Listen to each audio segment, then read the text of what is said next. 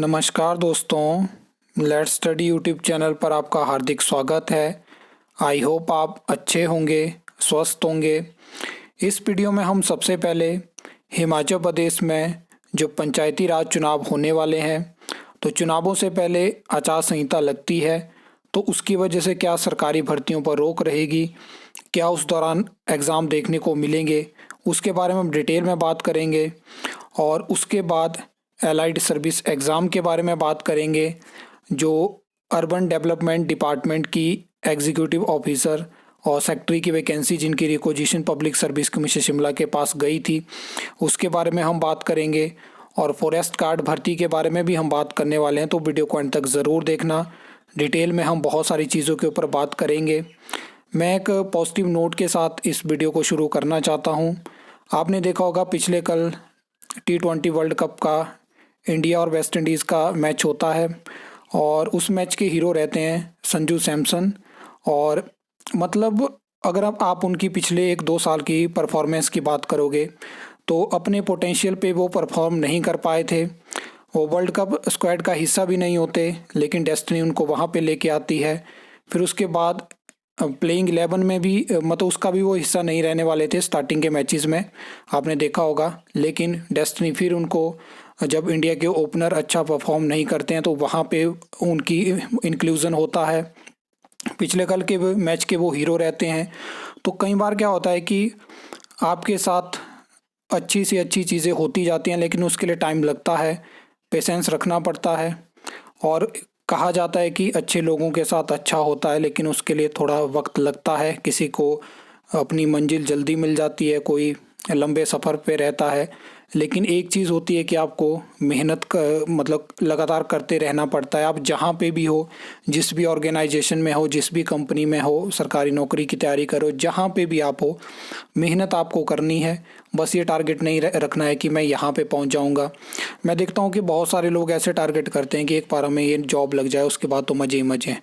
आपको टारगेट वैसा नहीं करना है। आपको टारगेट ऐसा करना है कि जितनी मेहनत आपने उस जॉब के लिए करी है, उसके बाद आप उतनी ही मेहनत जो आपको ड्यूटीज़ वहाँ पे दी जाएंगी उनको परफॉर्म करने में करेंगे। तो इस मानसिकता के साथ आपको जो है वो आगे बढ़ना है। तो ये चीज़ मैं आपको कहना चाहता था। अब बात कर लेते हैं कि जैसा आप जानते हैं कि हाई कोर्ट के फैसले के बाद सरकार सुप्रीम कोर्ट जाती है, और सुप्रीम कोर्ट से फैसला आता है कि विद इन, मतलब जैसे कि आपको पता है कि किसी भी चुनी हुई जो भी जैसे चुनाव होते हैं जहाँ पे विधानसभा के होते हैं, पंचायती राज के होते हैं, तो वहाँ पे 6 महीने से ज़्यादा टाइम पीरियड नहीं होता है कि जब तक आप उसको पेंडिंग रखो, आपको अगले चुनाव करवाने पड़ते हैं। तो उसी फैसले पे सुप्रीम कोर्ट कहता है कि मई के महीने के एंड से पहले पहले आपको चुनाव करवाने पड़ेंगे। अब उससे क्या होगा कि अप्रैल में कभी भी आचार संहिता लग सकती है। अब आचार संहिता लगेगी तो उसकी वजह से क्या होता है कि सरकारी भर्तियां रुकती हैं, ये सीधी बात है। उस दौरान क्या होता है कि कोई भी सरकारी भर्ती जो राज्य चुनाव आयोग होता है उनकी परमिशन के बिना एडवर्टाइज नहीं हो सकती है। लेकिन एक चीज़ मैं आपको बता दूं कि उस दौरान जो भी एग्ज़ाम है, जैसे कि राज्य चयन आयोग हमीरपुर जो एग्ज़ाम कंडक्ट करवाना चाहता है, पब्लिक सर्विस कमीशन शिमला जो एग्ज़ाम कंडक्ट करवाना चाहता है, तो वो एग्ज़ाम कंडक्ट करवा सकते हैं, उस पर किसी तरह की रोक नहीं रहेगी। लेकिन एक बड़ा प्रश्न ये है कि जो सरकार पिछले 3 साल के कार्यकाल में भर्तियां अच्छे से एडवर्टाइज नहीं करवा पाई, पेंडिंग पे पेंडिंग, डीले पे डीले, तो क्या वो आचार संहिता के दौरान करवाएगी जिस टाइम पे परमिशंस की ज़रूरत पड़ती है।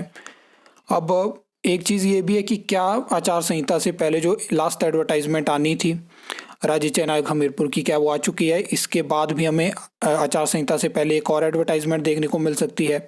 इसके बारे में मेरी कोशिश है कि अपडेट मैं लेके आपको बताऊं और क्या क्या चीज़ें आगे होने वाली है। लेकिन मैंने आपको बता दिया कि आचार संहिता के दौरान बहुत कम चांसेस होते हैं, बहुत रेयर भर्तियां जो कि सरकार को, क्योंकि चुनाव आयोग को ये बताना पड़ता है कि हमें अर्जेंसी है, ये भर्ती हमें करनी पड़ेगी, वरना मैक्सिमम फाइल्स वहाँ पे रुक जाती हैं और ये कोई बड़ा लंबा पीरियड नहीं होता है। तो इसलिए बहुत कम चांसेस होते हैं कि उस दौरान सरकारी भर्तियाँ एडवर्टाइज होती है आपको दिखेंगी। जो आनी होगी पहले आ जाएंगी, एग्ज़ाम कंडक्ट वहाँ पे होते रहेंगे।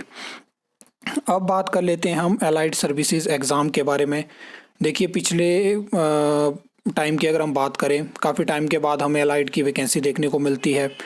देखिए ये कुछ ऐसे एग्ज़ाम हैं जैसे कि एलाइड का एग्ज़ाम हो गया, एचएएस का एग्ज़ाम हो गया। एचएएस को फिर वर्तमान सरकार ने काफ़ी अच्छे से कंडक्ट करवाया है, लेकिन एलाइड की अगर हम बात करें तो इसमें भी अलग अलग वैकेंसी जो होता है वो कंबाइन होके एक एग्ज़ाम में आती है।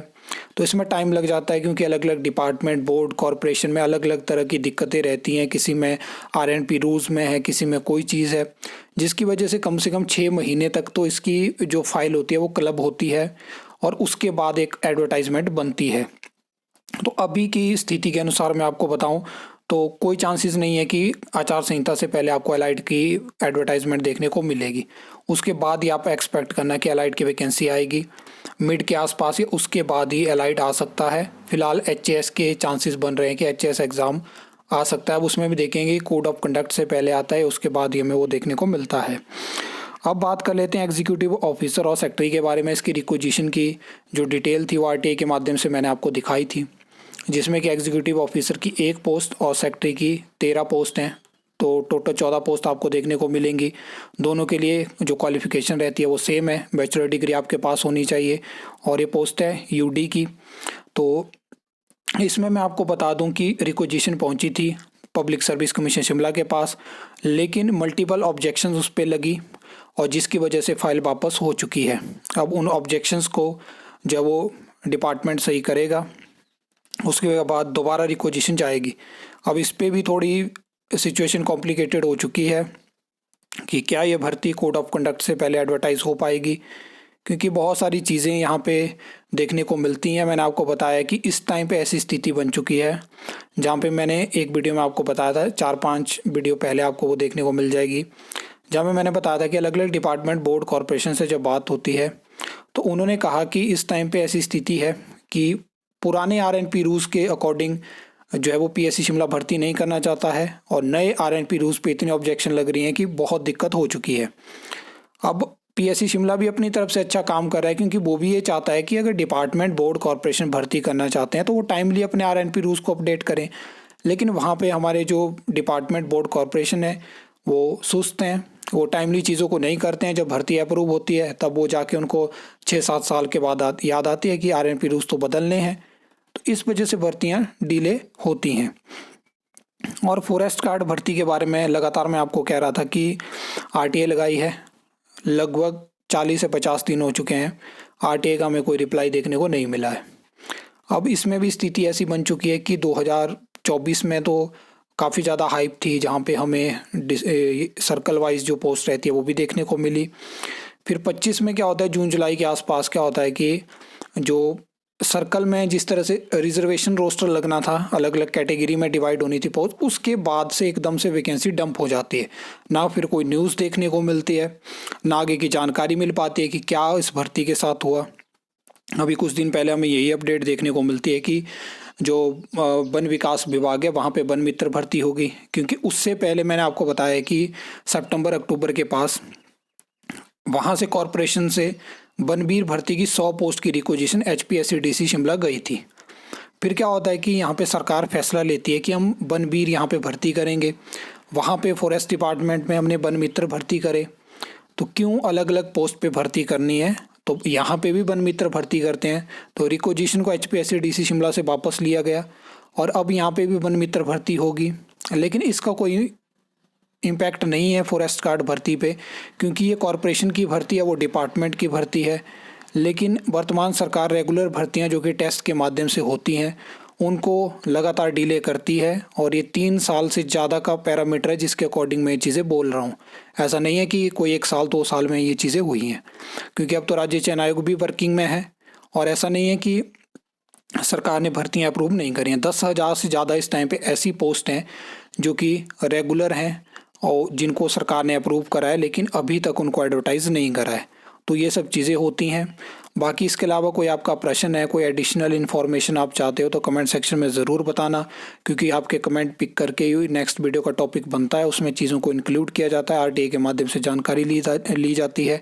तो आप ज़रूर कमेंट करना और उस वीडियो को ज़्यादा से ज़्यादा ज़रूर शेयर करना, ताकि आगे बहुत सारे लोगों तक अपडेट पहुंच पाए और अपना प्लेटफॉर्म भी जो है वो बड़ा बन पाए, और ज़्यादा से ज़्यादा लोगों तक वीडियोस पहुंचेंगी तो अच्छा रिस्पांस मिलता है, जिससे क्या होता है कि मुझे भी मोटिवेशन मिलती है। यही चीज़ के लिए मैं आपको बोलना चाहता हूँ। आई होप आपको ये वीडियो अच्छी लगी होगी, इन्फॉर्मेटिव लगी होगी। तो वीडियो को लाइक कमेंट शेयर कर सकते हो, चैनल को सब्सक्राइब कर सकते हो फॉर द न्यू अपडेट्स के लिए।